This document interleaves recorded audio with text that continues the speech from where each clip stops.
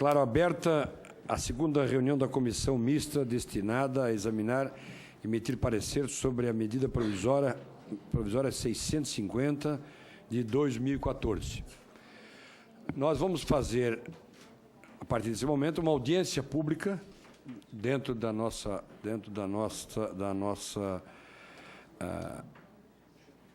reunião e nós vamos ter dois grupos de 12, nós temos 12 ou 13 pessoas que se inscreveram, todos se inscreveram, foram aceitos para debater a medida provisória. E nós vamos chamar primeiro 6 pessoas para sentar à mesa, até porque não cabem todos, depois mais 6, para a gente poder, então, cada um dar a sua colocação. Eu vou dar uma prioridade, me permitem, até para a gente facilitar, e a gente ser o tema, ele tem como ponto central a questão dos agentes da Polícia Federal e há uma discussão de conflitos com a delegada da Polícia Federal. Eu vou dar 10 minutos para as duas entidades, que não que sejam principais no país, mas, vamos dizer, principais no âmago da questão do debate. E os demais vamos dar 3, podendo chegar a 4 minutos, para poder expor as suas razões dessa medida, das suas emendas, enfim. Então, nós vamos convidar para vir à mesa Delano Cerqueira Bum, coordenador-geral dos Recursos Humanos da Polícia Federal, representante do ministro da Justiça, do Departamento de Polícia Federal e da Secretaria de Assuntos Legislativos. Vou convidar Luiz Antônio Bodens, vice-presidente da Federação Nacional dos Policiais Federais. Bem-vindos. Marcos Leôncio Ribeiro, presidente da Associação Nacional dos Delegados de Polícia Federal.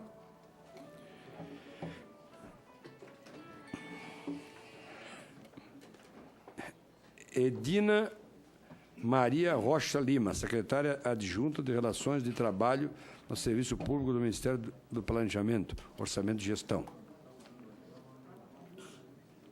E Fernando Segovia, vice-presidente do Sindicato dos Delegados. Vamos aqui com 5. Vou chamar... Quanto tem na mesa aqui ainda? Ainda tem mais uma vaga na mesa.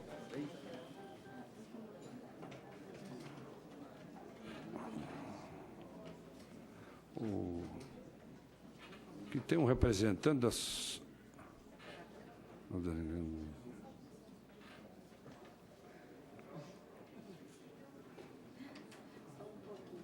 Também ligado à Polícia Federal, está aqui também presidente da Associação Brasileira Nacional dos Peritos Criminais Federais. É isso? Porque tem 2 peritos aqui. Um dos 2, né? Então pode chamar nesse momento, depois vem o outro. Está aqui. Ele é... Nome? Carlos Antônio. Carlos Antônio. Tá bom. Nós, então, eu vou consultar o relator se tem alguma sugestão ou nós vamos começar com as falas, colocando o relator inicialmente, a sua exposição, e depois as duas entidades, os agentes pediram para falar depois, mais tarde, que o Leôncio pediu para falar antes. Eu vou dar prioridade ao Leôncio e quem mais pedir para falar antes terá prioridade, porque parece que tem compromissos no Ministério depois. Então, com a palavra, o nosso relator, o senador José Pimentel. Senhor presidente dessa medida provisória 650 da nossa comissão, senhores convidados, nossos expositores, a medida provisória recebeu 42 emendas. Portanto, nós já temos aqui um conjunto de informações, de justificativas de cada uma delas. Na própria medida provisória 650, na exposição de motivos, o Executivo já informa a composição, como que chegou a este conteúdo da medida provisória, e a Comissão Mista do Orçamento votou no dia de ontem, senhor presidente, o projeto de lei número 5, que trata da alteração da Lei de Diretriz Orçamentária, abre o orçamento de 2014 para poder contemplar o conteúdo aqui discutido. Por isso, nosso presidente, ao longo desses 20 anos de parlamento, eu fui aprendendo de que relator ouve e relata. Portanto, vamos ouvi-lo, se o senhor concordar. Muito bem. Então, nós vamos iniciar com a fala do Marcos Leôncio Ribeiro, presidente da Associação Nacional dos Delegados de Polícia Federal. Tem a palavra por 10 minutos. Então, boa tarde. Antes de mais nada, agradecer ao presidente, deputado Benedetti, ao relator, senador José Pimentel, parabenizar pela iniciativa da audiência pública, porque uma medida provisória como essa, que trata da reestruturação da Polícia Federal, requer esse cuidado de não fazer nada de forma assodada e apressadamente. Basicamente, em relação à medida provisória 650, nós apresentamos uma nota técnica que vamos passar ao relator e aos demais membros da comissão, questionando alguns aspectos. A medida provisória 650 tem que ser dividida em dois pontos. O aumento salarial de agentes, escrivães e papiloscopistas da Polícia Federal, que não se questiona, é mais do que justo, como disse o relator, aprovado o PLN, é algo que não se discute. Existe previsão orçamentária, existe alteração da LDO, muito bem. Agora, o outro aspecto é a reestruturação da carreira da Polícia Federal. A reestruturação da carreira da Polícia Federal não diz respeito apenas a agentes, escrivães e papiloscopistas.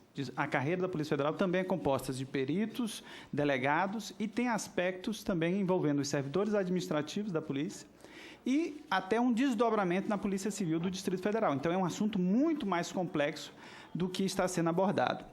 E eu trouxe aqui algumas dúvidas, que eu passaria ao relator e aos demais membros, sobre... Em 2009, quando nós fomos discutir com o governo a organização e funcionamento da Polícia Federal, foi dito que não podia ser por medida provisória. Por quê? Existe um artigo 246 da Constituição Federal vedando expressamente a utilização de medida provisória para tratar de dispositivos constitucionais alterados por emenda constitucional a partir de 95. Exatamente o artigo 144, parágrafo 1º da Constituição Federal, que diz sobre a carreira da Polícia Federal. Então, a priori, o que a gente gostaria de saber do governo é, nessa edição de medida provisória, em 2009 não pode. Tanto é que foi enviado aqui um projeto de lei 6493 de 2009. Em 2014 pode. Então, a gente precisa saber quando é que realmente o uso da medida provisória se faz ou não necessário. Uma outra questão é que também o artigo 169, nos incisos 1 e 2, cadê o estudo orçamentário e financeiro sobre o impacto dessa reestruturação, dessa mudança na carreira da Polícia Federal? Eu sei que existe o PLN 5, mas ele trata exclusivamente do aumento dos 15,8. Mas cadê o estudo, qualquer que seja, feito por qualquer órgão do governo federal, sobre o impacto orçamentário, financeiro, funcional dessa reestruturação? E essa reestruturação não é pouca coisa. Ela revoga um decreto-lei, estabelecendo uma mudança na organização dos cargos da Polícia Federal.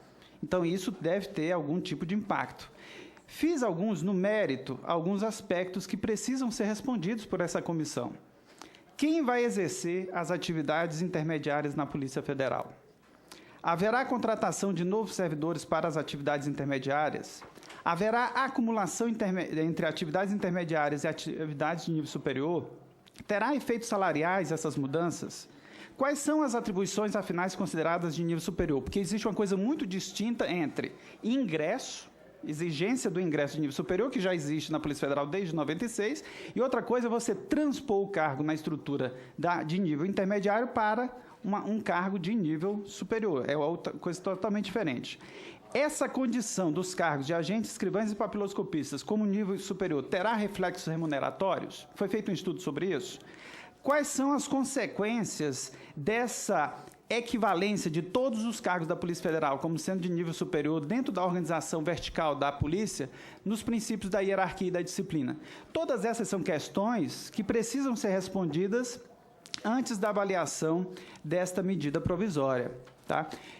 E já tem desdobramentos. As polícias civis do Distrito Federal reclamam tratamento de que não foi dado o nível superior à Polícia Civil do DF, e os servidores administrativos da Polícia Federal realizam amanhã, dia 7, já uma paralisação, alegando que também foram preteridos na reestruturação.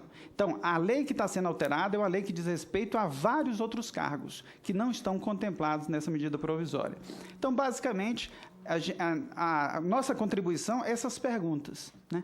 Essas respostas que nós esperamos que os técnicos do governo consigam trazer. E uma sugestão ao senhor relator é que, se ao menos a consultoria legislativa do Senado se debruçasse sobre essas questões e manifestasse uma posição técnica sobre o estudo dos reflexos dessa mudança na carreira da Polícia Federal. É isso.